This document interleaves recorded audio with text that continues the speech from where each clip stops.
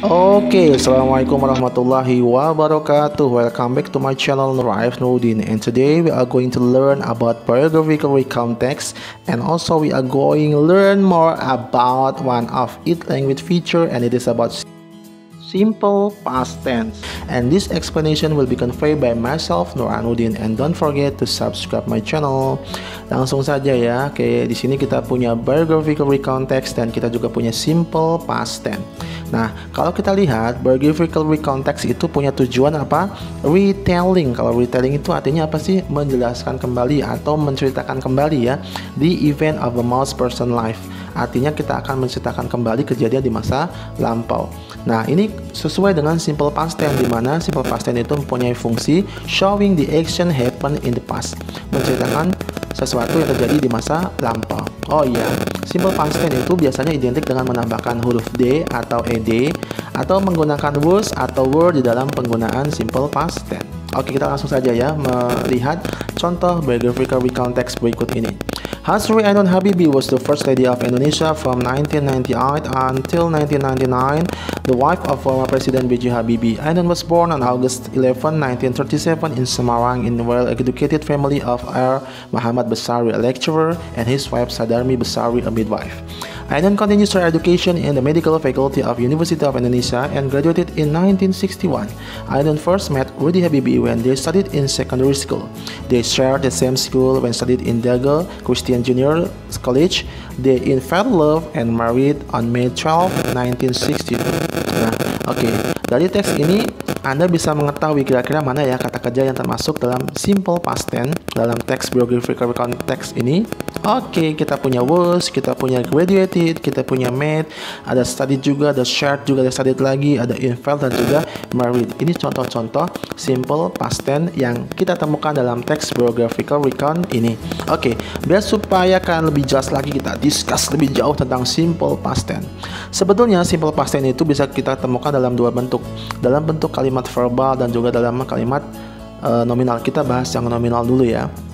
Kalimat nominal dalam simple past tense itu mempunyai rumus seperti ini. Plus yang positif itu subject plus to be plus object or complement. Yang negatifnya subject plus to be plus not plus object plus complement. Nah, kalau misalnya berbicara tentang nominal sentences, kita pasti berbicara tentang to be. Tapi perhatikan, di dalam kotak ini yang digunakan adalah yang bentuk pastnya, bukan yang to be biasanya. Jadi kalau kita menggunakan are itu salah karena kita membahas tentang past. Jadi kita menggunakan were atau was. Perhatikan ya. Kemudian ada juga yang menggunakan rumus yang paling mudah. Ketika subjeknya singular maka to be yang digunakan was. Ketika subjeknya itu plural maka to be yang digunakan adalah were. Oke, kita langsung menuju ke contohnya ya. Di sini kita punya Hasri Ainun Habibie. Nah, to be yang digunakan adalah was. Kenapa? Karena Hasri Ainun Habibie kata gantinya adalah she, dan to be yang digunakan dalam past tense adalah was, bukan is. Oke, do you understand? Oke, langsung kita masuk ke bentuk yang kedua. Dalam bentuk kalimat verbal. Nah, ini dia rumusnya. Ada subject plus verb to. Ingat ya, verb to. Verb to alias verb dalam bentuk kedua. Kemudian yang negatifnya subject plus did not plus verb one. Kalau yang negatif kita menggunakan verb one tapi depannya ditambahkan did not. Oke. Verbal sentences itu berkaitan langsung dengan kata kerja. Nah, kata kerja dalam simple past tense itu punya dua macam, ada yang regular dan yang irregular. Yang regular itu bisa tinggal menambahkan d atau ed.